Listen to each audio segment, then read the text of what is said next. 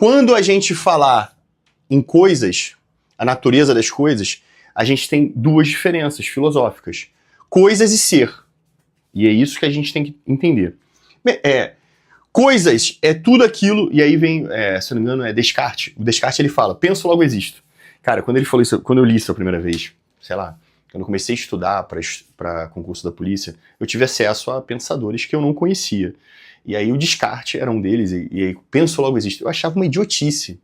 Sabe, quando eu vi o Mário Portela, acho que é Mário Portela, é um barbudo, gente boa, filósofo brasileiro, ele falando sobre penso, logo existo, e aí eu ficava, cara, eu não entendia.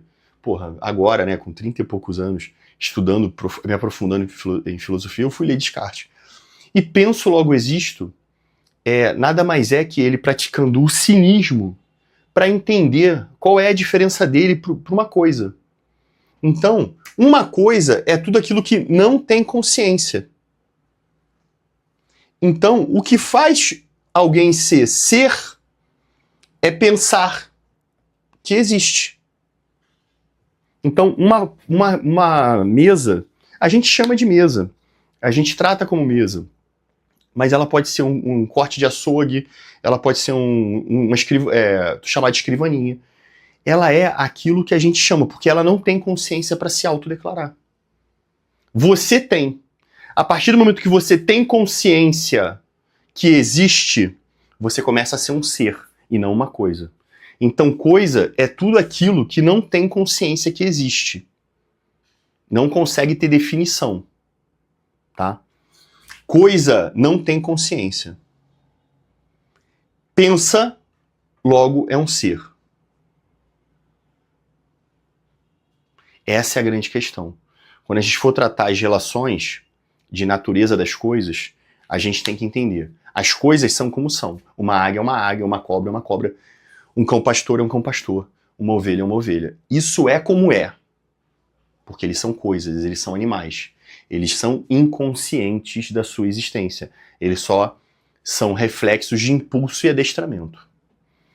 Nós, por mais que possamos ser, em um dado momento, tal tipo de comportamento, ou como Jung definia, um arquétipo, nós podemos transitar entre vários arquétipos. Então, eu ensino isso no curso, né, na fase de armas do planejamento, que você tem que ter vários arquétipos. Então você vai ver o Kadar no trabalho, mentalidade de soldado, de liderança, de general. Você vai ver o Kadar em casa, samaritano, tranquilo, sem estresse. São características diferentes. Você vai ver o Kadar na sua rotina igual um monge, fazendo repetição. São arquétipos que eu adapto à minha realidade, eu ensino isso no curso como fazer, para me ajustar para performar melhor. O ser humano, por ser, por existir, por pensar, ele escolhe o que é melhor para si. Pega isso. Então, o ser consciente, ele tem capacidade de escolher o que é. Escolhem o que são. As coisas, elas são imutáveis. Ela não escolhe. Uma cobra vai continuar sendo uma cobra, um leão vai continuar sendo um leão. Eles não vão transmutar de leão para cobra. Mas você, nos seus arquétipos, nos seus comportamentos, você pode alterar. Se você fez a Semana do Ego, você sabe, né, que como você se demonstra para o mundo é a tua máscara, o teu arquétipo. Mas, como se você se demonstra no mundo, é como você quer que o mundo te descreva, como você quer que o mundo... E aí vem uma grande questão. Eu ensino esse nível entre coisa e ser, essa distância entre coisa e ser, diversos filósofos e estudantes que buscam, né, vão convergir no mesmo tipo de comportamento. Platão vai chamar a diferença de um para outro em 3 almas. Aristóteles tem uma definição de cabeça, estômago, coração. O Olavo de Carvalho vai chamar isso de camadas da personalidade. Tem outras literaturas. O Nietzsche vai falar da diferença do homem fraco para o Ubermensch, o super-homem. Eu criei uma metodologia no curso que eu chamo Horizonte de Consciência. E aí você tem um marcador que vai do 1 ao 10. Mas entenda, filho, entenda. Isso é o meu método de traduzir esse nível de maturidade. O que é o nível de maturidade? Expansão de consciência. Quanto menor, na minha metodologia, quanto menor for o seu número de horizonte de consciência, mais você é coisa. Cíclico, egoísta, mimado, escravo. No RC 88 e no RC 188, eu falo um pouco sobre isso. Tá? No 80 também. São 3 RCs que eu trato esse assunto.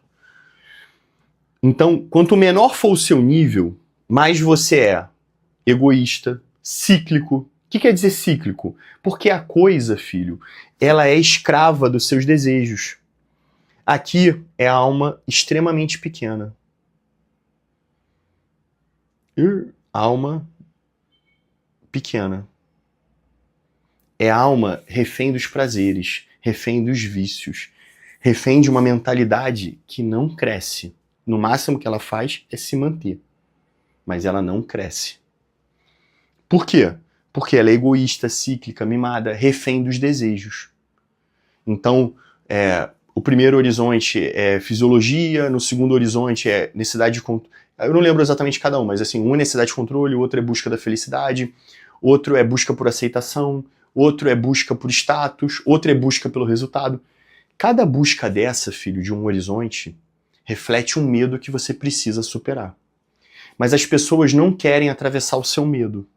E aí elas ficam presas naquele horizonte. Elas não desenvolvem a consciência livre.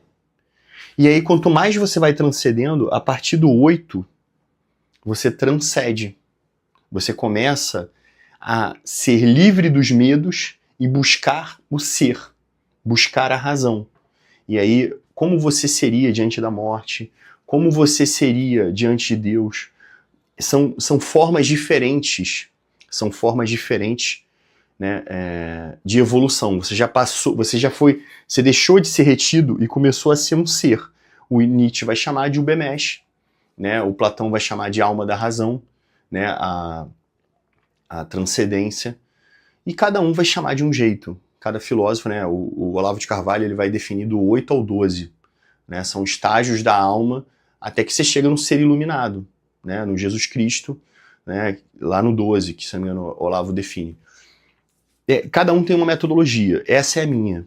Então, filho, a grande questão é, as pessoas escolhem o que são.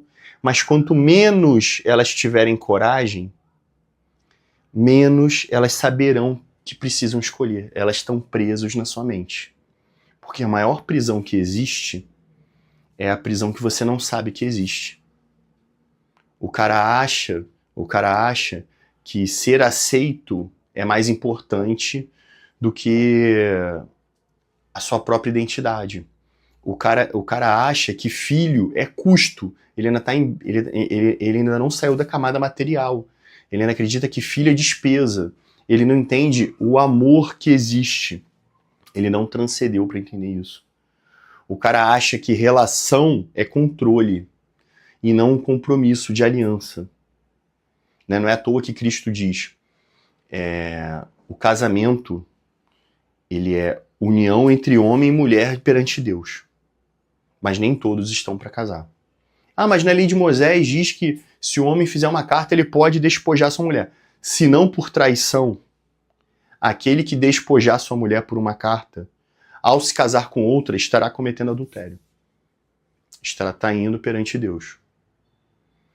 Nem todos são para casar. Alguns são castrados, ele dá uns exemplos, alguns são castrados, alguns não têm jeito, alguns não sei o quê, e alguns são para viver pela obra e não pela união. O casamento é para poucos. Cristo fala isso em Mateus. Mateus é muito maneiro, cara. Tu lê Mateus assim, tu reflete legal sobre a vida. E tudo que eu estudo em várias filosofias, ali está sendo explicado. Então, horizonte de consciência, filho. O que eu quero dizer é o seguinte. As pessoas são o que elas escolhem. Mas pessoas que são cada vez mais contaminadas pelo medo, né? RC 88 eu explico isso. Deus e o diabo estão dentro de você. Elas são mais cíclicas. E aí, quando as pessoas são cíclicas, filho, elas vão escolher por influência, elas vão escolher pelo seu meio, elas vão escolher pelo que é moda, elas vão escolher pelo que o grupo indica. Elas são levadas pela maré. As pessoas começam a ser individuais, ter uma identidade, quanto mais sobem o seu nível de consciência, quanto mais conseguem expandir a sua consciência. E aí você já tem que ter vencido as camadas do prazer, você já tem que ter vencido as camadas da materialidade, para aí sim você começar a descobrir quem realmente você é de potência. E aí você vira um ser de razão. Então, filho, a gente só vai conseguir escolher a verdadeira identidade, o verdadeiro ser, as verdadeiras decisões da nossa natureza das coisas a partir desse nível 8. E aí você tem uma alma da razão, uma alma livre e uma alma de potência. Mas esse processo da alma grande, filho, parece um inferno.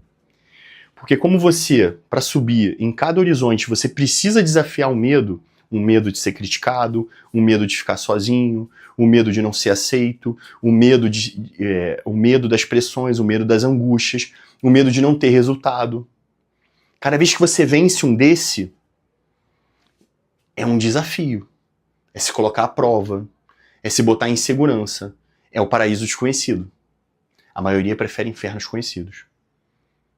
É um instinto de sobrevivência. E quando a pessoa não busca transcendência, ela se conforma. Então, a maioria das pessoas são o que o ambiente ou as coisas